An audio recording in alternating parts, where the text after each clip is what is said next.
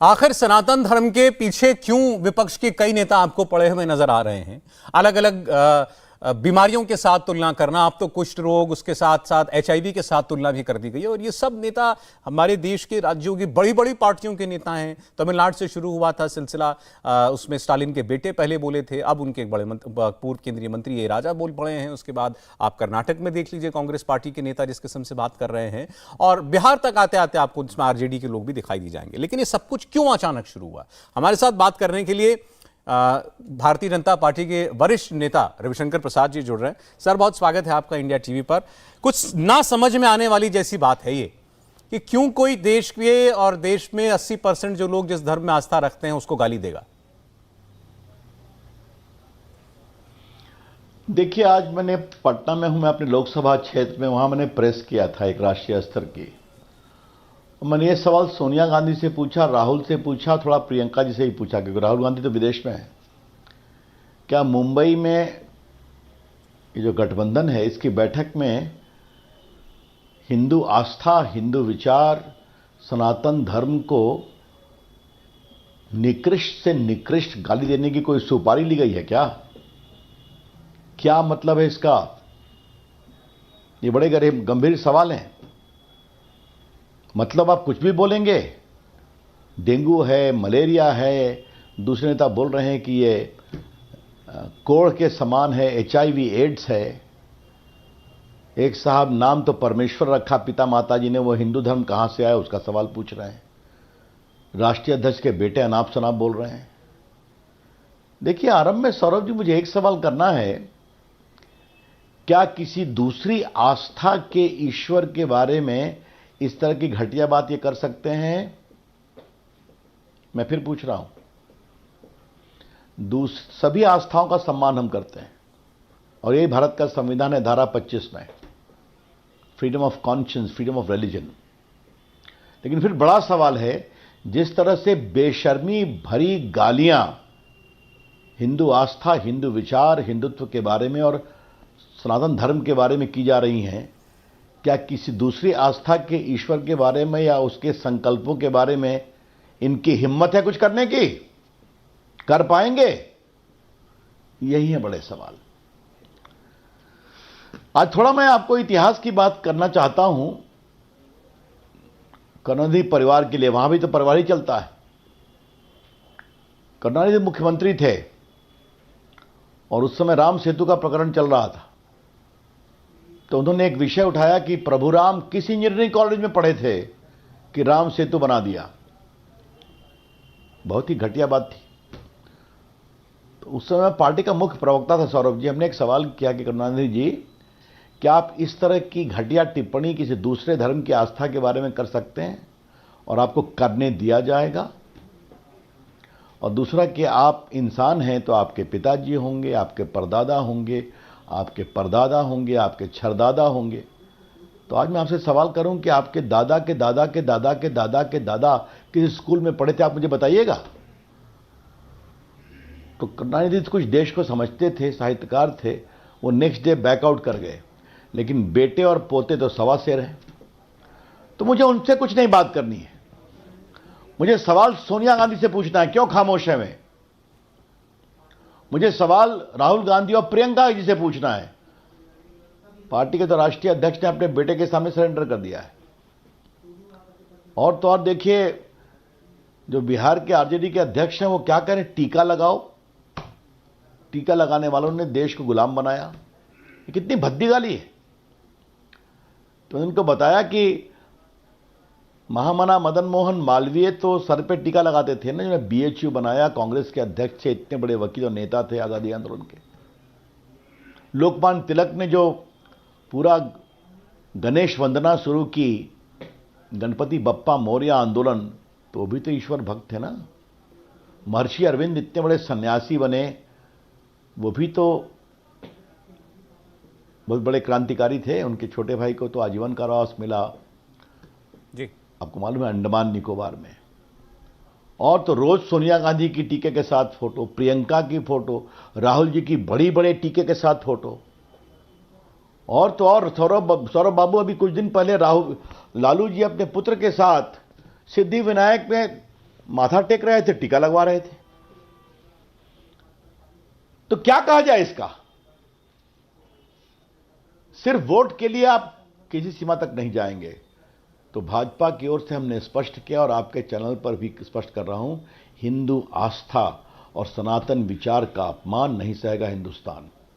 ठीक। और अब तो इस विषय को हम गांव-गांव ले जाएंगे और बताएंगे कि ये सरकार कुछ जानबूझकर, ये अनचाहे में नहीं, जानबूझकर करती है। एक समय याद करिए, राम सेतु में प्रभु राम को इन लोगों ने एक काल्पनिक चरित्र बताया था सुप्रीम कोर्ट के एफिडेविट में, फिक्शनल कैरेक्टर, और जब बड़ा विषय बना तो बैकआउट कर गए। लेकिन ऐसा मुझे लगता है, इतनी संदेहास्पद परिस्थितियां हैं कि मुंबई की बैठक में इन लोगों ने निर्णय किया है कि हमें हिंदू चिंतन, हिंदू आस्था का खुलकर अपमान करते रहना है और बीच में लिपापोती करना है। देखिए, जिस क्रम तो के अच्छा अंदर नेता आकर के बोल रहे हैं, करेगा जी, जिस क्रम में आकर के एक के बाद एक बोल रहे हैं, तो ये तो सब बताएं। कुछ मुझे लगता है कि भाई शायद किसी ने कुछ सोच रखा है। आपने राहुल गांधी और सोनिया गांधी जी का जिक्र किया। कांग्रेस पार्टी से तो उनके महासचिव बोले थे, केसी वेणुगोपाल जी, और उन्होंने कहा देखिए हमारी बात है, हम तो कांग्रेस पार्टी में सर्वधर्म समभाव की भावना से चलते हैं, बाकी कोई दूसरा कह रहा है तो उसके व्यक्ति की आजादी है, बोलने के लिए स्वतंत्र है, वो अपनी पार्टी की बात कर रहा है। अच्छा, पहले तो सर्वधर्म समभाव बोल पाए कि नहीं, जरा अपना फुटेज निकाल लीजिएगा। आप उसके पार्टनर हैं कि नहीं? इस घमंडिया गठबंधन के कांग्रेस बड़ी पार्टी है कि नहीं?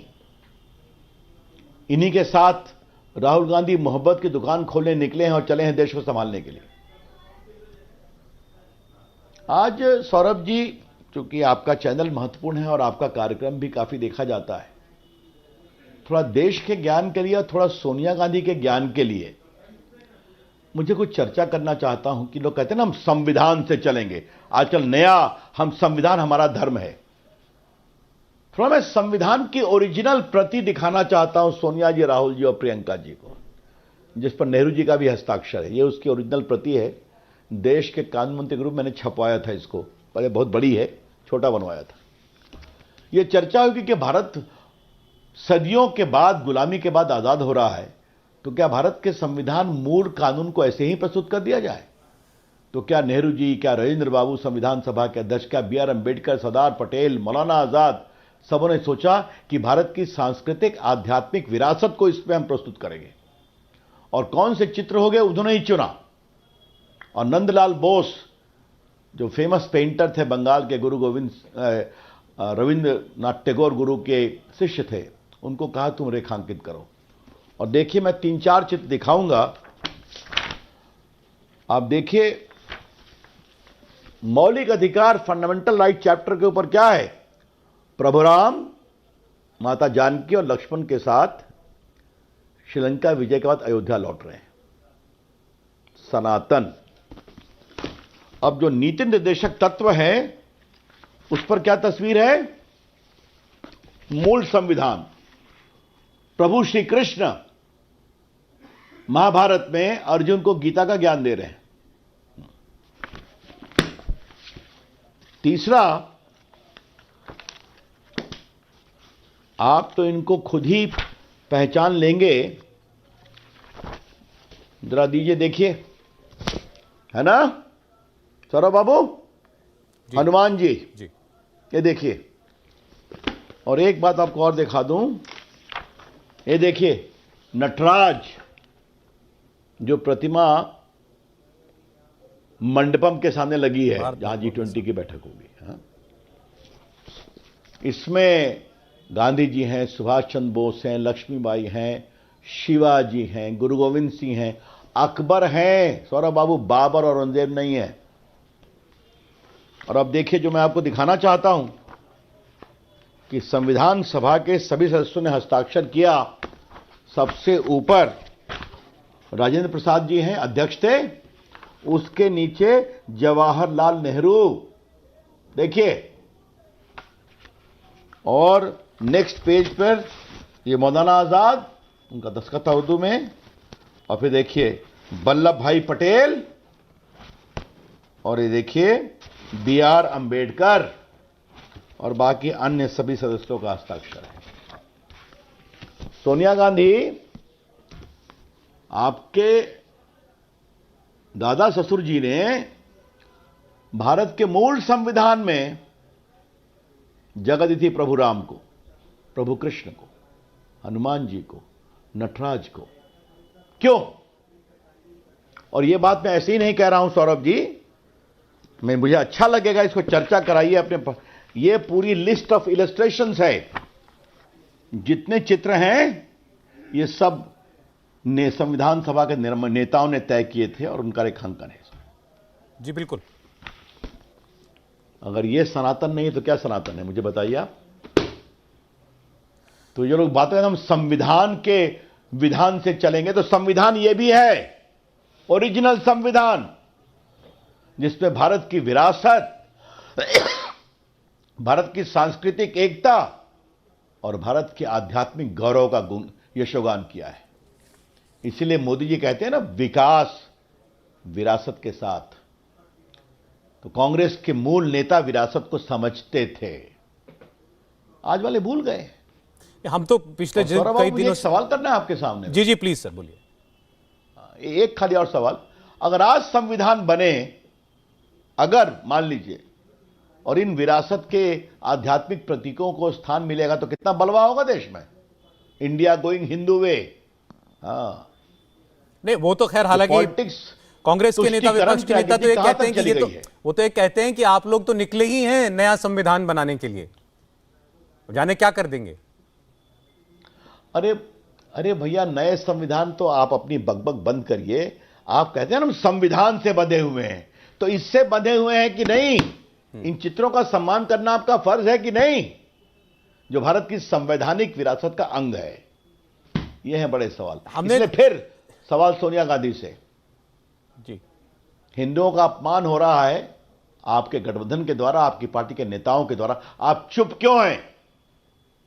राहुल गांधी कितना संविधान समझते हैं, कितना भारत की विरासत समझते हैं, वो एक विवाद का विषय है। प्रियंका गांधी तो खाली टीका लगाना और माला पहनना दिखावे के लिए है, ये बर्दाश्त नहीं होगा। और मैं साफ कहता हूं, इसको हम गांव गांव तक लेके जाएंगे। चलिए हो इसी पर चुनाव। वो ये कह रहे हैं ये हिंदुओं का अपमान नहीं है। सर आजकल एक शब्द बड़ा सुनने में आता है, और आप इस वक्त पटना में हैं, बिहार की धरती से ये गूंजा था, सामाजिक न्याय। कहते हैं तो हम सामाजिक न्याय की बात कर रहे हैं। एक नेता आए, आरजेडी के एक बड़े नेता हैं मनोज झा, वो बोले कि भाई आप शब्दों को मत पकड़िए, आप पीछे मुहावरों के पीछे जाकर के देखिए क्या कहने की कोशिश है। पिछड़ों के साथ जो अन्याय होता है उसकी बात कहने का तरीका है, जो सारे नेता जो कर रहे हैं। आप पिछड़ा विरोधी हैं, वो पिछड़ों का साथ देने के लिए ये कर रहे हैं। अच्छा है, अच्छा लगा मुझे सवाल। एक होता है सामाजिक न्याय का प्रामाणिक प्रगटीकरण। एक चाय वाले बनाने का पुत्र आज देश का प्रधानमंत्री है, और किस सामाजिक न्याय की बात करते हैं ये लोग सौरभ बाबू? जब नरेंद्र मोदी की सरकार ने एक दलित को भारत का राष्ट्रपति बनाने की बात की, इन लोगों ने विरोध में वोट दिया था कि नहीं? मुझे बताइए। और जब मोदी जी की सरकार ने और स्वयं मोदी जी ने एक प्रामाणिक अपनी आदिवासी नेत्री को भारत का राष्ट्रपति बनाया, द्रौपदी मुर्मू जी को, जो कितना बढ़िया काम कर रही हैं, इन लोगों ने विरोध किया कि नहीं किया? तो इनका सामाजिक न्याय छला हुआ है। जब भारत के इतिहास में एक प्रामाणिक अवसर आया कि एक बिल्कुल साधारण परिवार में पैदा हुए दलित नेता रामनाथ कोविंद जी भारत के राष्ट्रपति बन रहे थे, उसका विरोध करो। एक साधारण परिवार, अपने वनवासी आदिवासी परिवार में पैदा हुई हमारी नेत्री द्रौपदी मुर्मू, उसका विरोध करो। तो यह है उनका। इनका सामाजिक न्याय है क्या? इनका सामाजिक न्याय है पिता के बाद पुत्र का न्याय। यह है सामाजिक न्याय। हाँ, लालू जी के बाद तेजस्वी बनेंगे मुख्यमंत्री, यही तो है सामाजिक न्याय। मुलायम सिंह के बाद बेटे बनेंगे अखिलेश यादव, उतनी लायकियत नहीं है, चुनाव हार गए। ममता जी के बाद अभिषेक जी लाइन में है। बाला साहब ठाकरे की आत्मा भले ही आज रो रही हो, जो उनके बेटे की राजनीति है, लेकिन बढ़ेगा बेटा, उसके आगे पोता भी तैयार है। तो यह है सामाजिक न्याय जो छला हुआ है, जहां गरीब, प्रामाणिक, उपेक्षित, उसकी कोई जगह नहीं है। लेकिन चूंकि सनातन के मामले में एक बात कही इन्होंने सौरभ जी, फिर मैं कहूंगा विषय पर अच्छा एक प्रकार से देश में चर्चा होती है, तो मैं आपके सामने कुछ विषय छोड़ना चाहता हूं। ये हमारी सबरी माता जी तो एक भीलनी कुमारी थी ना, राजकुमारी। उसके जूठे बेर को खाने में राम ने कोई कठिनाई प्रकट की, आज उसका भी मंदिर बन रहा है अयोध्या में। निषाद राजा क्या थे? निषाद राजा थे, किस समाज थे आप भी जानते हैं। और जब लौटे अयोध्या से प्रभु राम, तो उनका आग्रह था तो एक दिन उनके यहां रुके। ये रविदास स्वामी क्या है? मैं तो उनके लिए बहुत मेरी आसक्ति बढ़ी हुई है। कितने अधिक समर्पित थे कि बड़े बड़े संत उनको प्रणाम करते थे और वो जूता सिलते थे। आज उनका मंदिर और बढ़िया बना काशी में, और अभी सागर में मोदी जी ने एक बड़े मंदिर का शिलान्यास किया। वाल्मीकि क्या थे सौरभ बाबू? आप मुझे बताइए। वेद व्यास क्या थे सौरभ बाबू?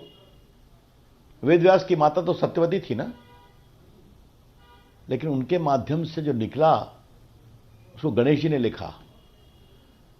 तो ये तो दलितों उपेक्षितों से निकले हुए नेता, सन्यासी, तपस्वियों को हमारे सनातन ने यह सम्मान दिया है। हा?